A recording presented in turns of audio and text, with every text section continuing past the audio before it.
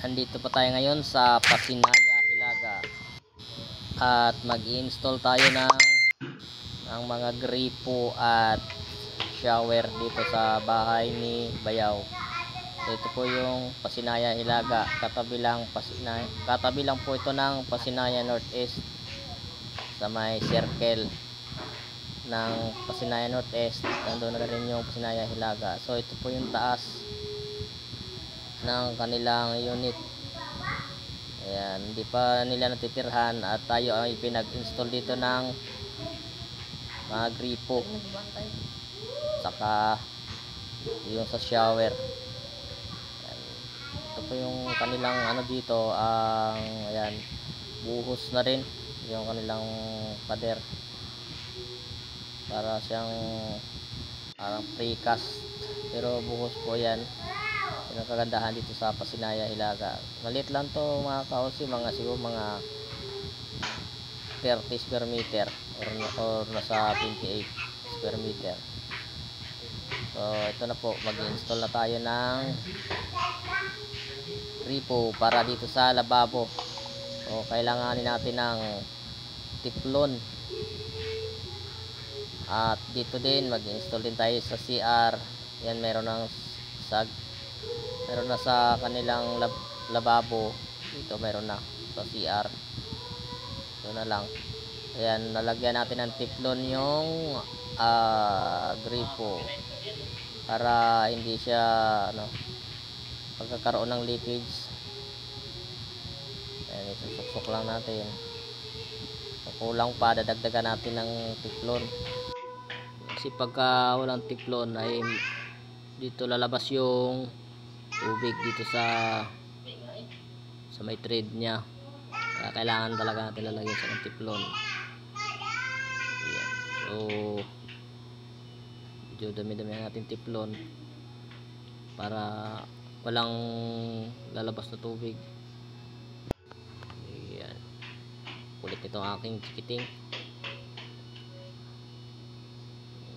Yan yung labas niya mga kaosi sa likod. Yan. Tanggalin muna natin pala tong ano niya, yung sa taas kanyang pinag-gripo para hindi tayo mahirapan. Ayan. Parang mahirap suksok Ayan. Kailangan lang talagang sintruhin para pumasok sa butas mga kaosi. At napag-utusan lang tayo ni Bayaw na mag-install dahil hindi na siya marunong. So ayan, naikabit na natin. Hindi natin na picturean na video yung pag-higpit. Ayan, ayos na yan. Ayan. So okay na yan. Yung sa may ano naman, ito naman yung sa kanyang CR. So i-install din natin yung para sa gripo at para sa shower. Kasi lalagyan na naman natin ng tiplon para walang water leaks pag ikinabit na. Ito po yung CR ng Pasinaya, Hilaga. Tiles na rin yung kanyang sahig, saka may half tiles na rin yung kanyang walls. Ayan. Dito medyo maganda yung kanyang thread, hindi siya mahirap pasok. Ayan. So higpitan lang natin to gamit ng kamay at kunting pihit ng adjustable wrench para pumantay. Yan. So pagka pantay na yan, ayos na yan kasi mahigpit na din. So ilalagay na rin natin yung kanyang shower. Sa shower niya mayroong ano na yan, hindi yan nilalagyan ng tiplon kasi may ano na yan, may gasket na yan siya na hindi na kailangan lagyan ng tiplon at hindi din yan magkakaroon ng leaks. Yan. So yan yung shower nya. Kabilaan yan mayroong gasket po yan mga idol. So yun, parang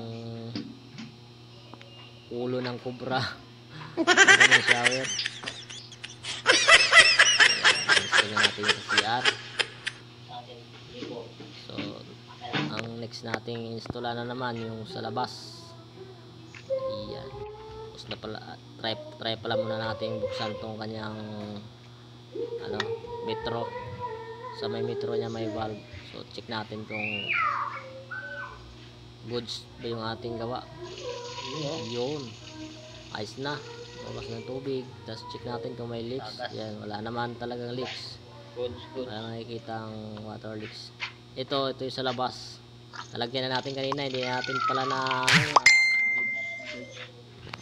video. Nilagyan natin yan dyan sa labas. Ayan.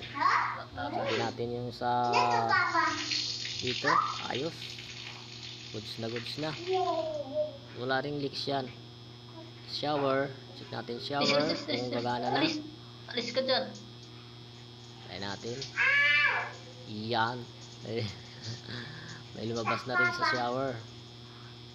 Ayan mga idol. At ayos na. So